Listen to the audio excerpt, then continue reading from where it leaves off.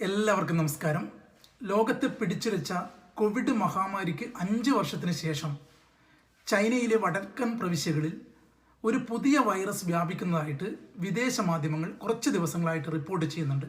കോവിഡിന് സമാനമായിട്ടുള്ള രോഗലക്ഷണങ്ങളോടുകൂടി 14 വയസ്സിന് താഴെയുള്ള കുട്ടികളിലാണ് രോഗം വ്യാപിക്കുന്നത് എന്നാണ് വാർത്തകളിൽ കാണുന്നത്.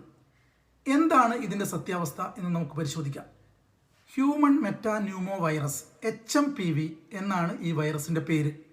ഇതൊരു പാരാമിക്സോ വൈറസ് ഫാമിലിയിൽ വരുന്ന ഒരു വൈറസാണ്. ഇത് നേരത്തെ തന്നെ ലിസ്റ്റ് ചെയ്തിട്ടുള്ള ഒരു വൈറസാണ്. സത്യത്തിൽ ഇതൊരു പുതിയ വൈറസ് ഒന്നുമല്ല.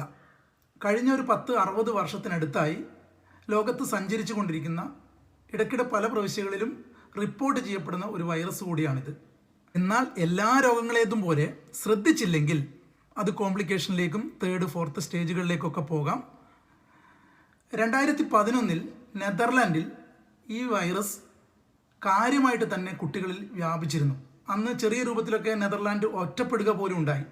അതിനെ തുടർന്ന് 2011-12 വർഷങ്ങളിൽ US, കാനഡ, യൂറോപ്പിലെ ചില പ്രവിശ്യകളിലൊക്കെ ഈ വൈറസ് കാരണമുള്ള ഇൻഫെക്ഷൻസ് കുട്ടികളിലും മുതിർന്ന ആളുകളിലും കണ്ടുവന്നിരുന്നു.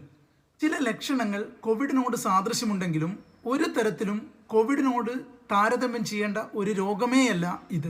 ചെറിയ കുട്ടികളിൽ, അതായത് 14 വയസ്സിന് താഴെയുള്ള കുട്ടികളിൽ തണുപ്പ് സീസണിൽ ഉള്ള സമയങ്ങളിൽ കണ്ടുവരുന്ന ഒരു സീസണബിൾ ഇൻഫെക്ഷനായിട്ട് ഈ രോഗത്തെ പരിഗണിക്കാൻ കഴിയൂ.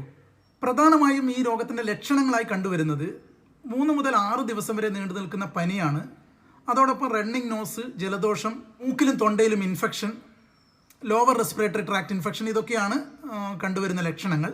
ശ്രദ്ധിക്കാതിരുന്നു കഴിഞ്ഞാൽ ലക്ഷണങ്ങൾ കൂടി അതിൻ്റെ 2nd 3rd 4th സ്റ്റേജുകളിലേക്ക് രോഗം പോകാം.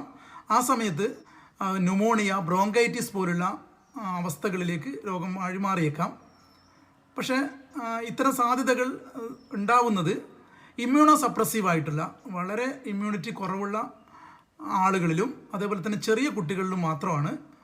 സത്യത്തിൽ ഇത് തനിയെ മാറുന്ന ഒരു അസുഖമാണ്. അതിൻ്റെ 2nd 3rd സ്റ്റേജിലേക്ക് പോയാൽ മാത്രം ചികിത്സ ആവശ്യമുള്ള ഒരു അസുഖം കൂടിയാണിത്. അതേസമയം ഡയറക്റ്റ് ആയിട്ടുള്ള ആൻറ്റി വൈറൽ ഡ്രഗുകൾ ഈ രോഗത്തിനില്ല. എന്നാൽ സപ്പോർട്ടീവ് മെഡിസിൻ ഉപയോഗിച്ചുകൊണ്ട് ഈ രോഗത്തെ ഏത് സ്റ്റേജിൽ നിന്നും സുഖപ്പെടുത്താൻ സാധിക്കുന്നു എന്നുള്ളതാണ് പ്രത്യേകത. ഇതിനു വേണ്ട വാക്സിനും ഇന്ന് നിലവിലില്ല. അതേസമയം ഈ രോഗത്തെ നേരത്തെ തന്നെ കണ്ടെത്തുന്നതിന് വേണ്ടിയിട്ടുള്ള മെഡിക്കൽ പരിശോധനകൾ ലഭ്യമാണ്.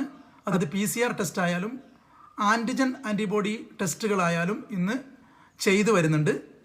ഇത് കോവിഡ് പോലെ വളരെ ഭീകരമായ പാൻഡമിക് ആയിട്ടുള്ള ഒരു ഇൻഫെക്ഷ്യസ് അസുഖമേ അല്ല, മറിച്ച് 14 വയസ്സിന് താഴെയുള്ള കുട്ടികളിൽ ബാധിക്കുന്ന സീസണബിൾ ആയിട്ടുള്ള ഒരു മൈൽഡ് റെസ്പിറേറ്ററി ട്രാക്ട് ഇൻഫെക്ഷൻ മാത്രമാണ്. സമാനമായിട്ട് നമ്മുടെ നാട്ടിലൊക്കെ കാണുന്ന കോമൺ കോൾഡ് പോലെയുള്ള ചികിത്സിക്കാതെ തന്നെ ഭേദമാകുന്ന, എന്നാൽ അതേസമയം 2nd 3rd സ്റ്റേജുകളിലേക്ക് പോയി കഴിഞ്ഞാൽ നമുക്ക് ചികിത്സ ആവശ്യമുള്ള ഒരു അസുഖം കൂടിയാണ്. നമ്മൾ സാധാരണ ഒരു കോമൺ കോൾഡിന് സ്വീകരിക്കേണ്ട നടപടിക്രമങ്ങളായിട്ടുള്ള ശുചിത്വവും ഒക്കെ തന്നെ സ്വീകരിച്ചുകൊണ്ട് നമുക്ക് ഈ രോഗത്തെ പൂർണ്ണമായിട്ടും ഒഴിവാക്കാൻ സാധിക്കുമെന്നുള്ളതാണ് പ്രത്യേകത.